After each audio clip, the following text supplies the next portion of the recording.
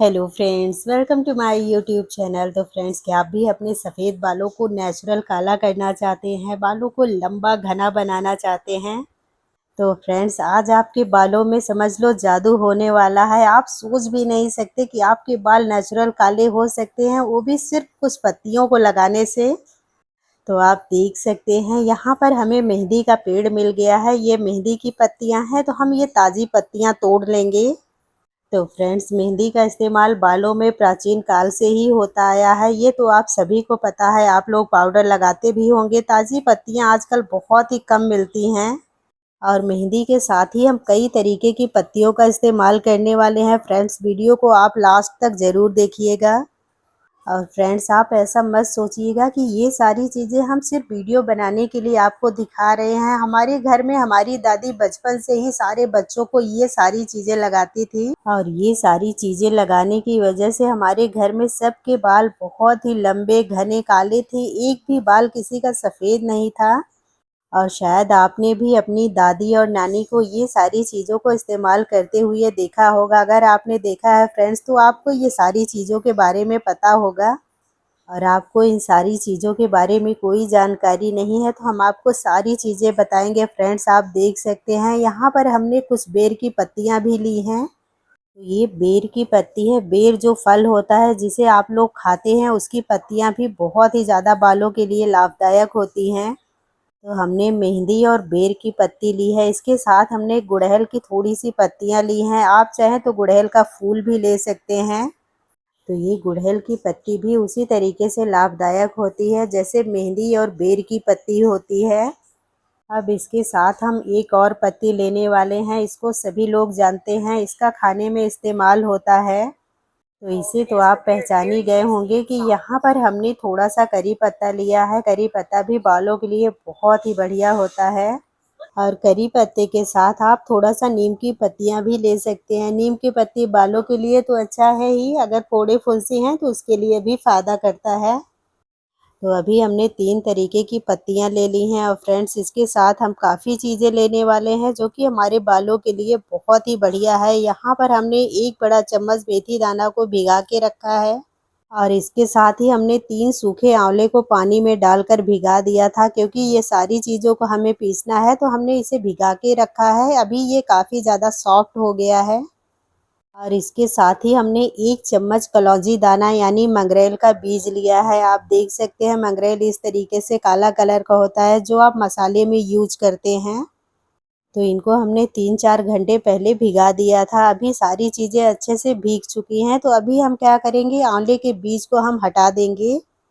तो आंवला भी हमारा भीगा हुआ है, इसलिए इसके बीज को निकालने में दिक्कत नहीं आएगी, आराम से निकल जाएगा। अगर आपके पास फ्रेश आंवला है, ताज़ा आंवला है, तो आप वो भी ले सकते हैं।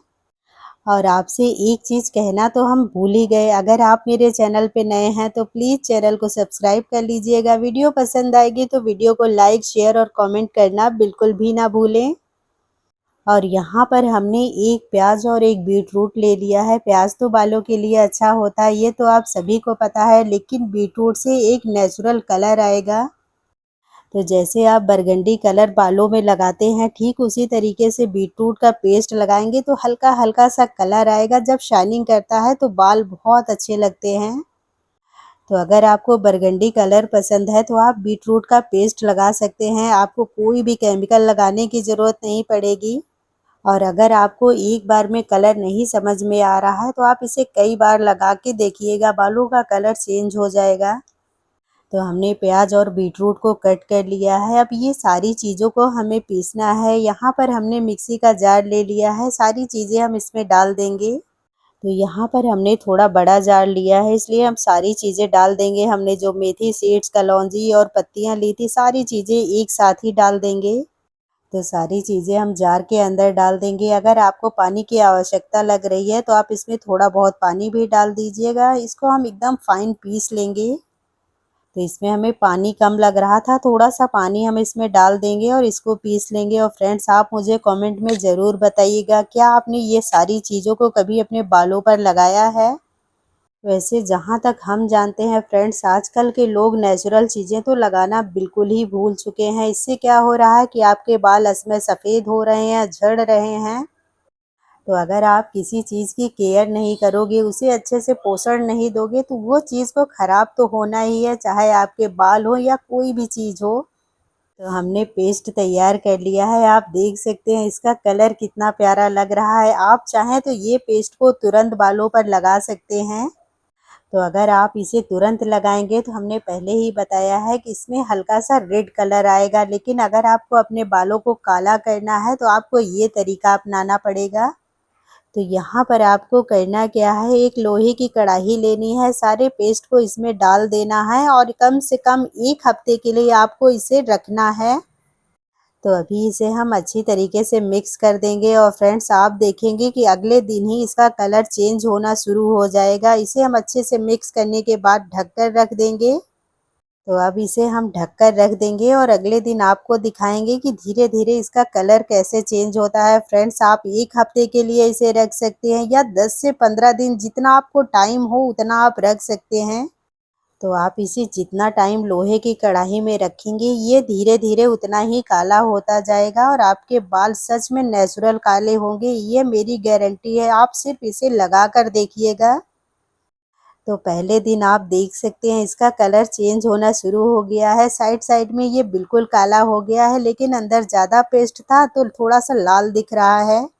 तो आपको करना क्या है, अगर आप पेस्ट इस तरीके से रख रहे हैं तो आपको उलट पलट देना है, यानी कि इसको अच्छे से चला देना है, तभी सारा पेस्ट एक जैसा कलर में आ जाएगा। और आपको ये पेस्ट 1 दिन रखने के बाद तुरंत दूसरे दिन नहीं लगा लेना है, कम से कम आपको 1 हफ्ते रखना है या 3 से 4 दिन तो आपको ज़रूर रखना है। और हम आपको पहले भी बता चुके हैं कि अगर आपको बालों को ब्लैक करना है तो आपको कढ़ाई में थोड़े टाइम के लिए पेस्ट रखना ही पड़ेगा। अगर आप जल्दबाजी करेंगे तो बाल काले नहीं होंगे। तो अभी दूसरा दिन है, हम आपको दिखा रहे हैं। दूसरे दिन आप देख सकते हैं अब ये काफ़ी ज़्यादा डार्क हो गया है। तो दूसरे दिन भी आपको इसे खोलना है और अच्छी तरीके से चला देना है। इसके बाद आप इसे फिर से ढक कर रख दें। डेली आपको इसी तरीके से करना है, आपको ढक्कन हटाना है और इसे एक बार अच्छे से चला देना है। आप देखेंगे कि ये धीरे धीरे एकदम से काला होता जाएगा।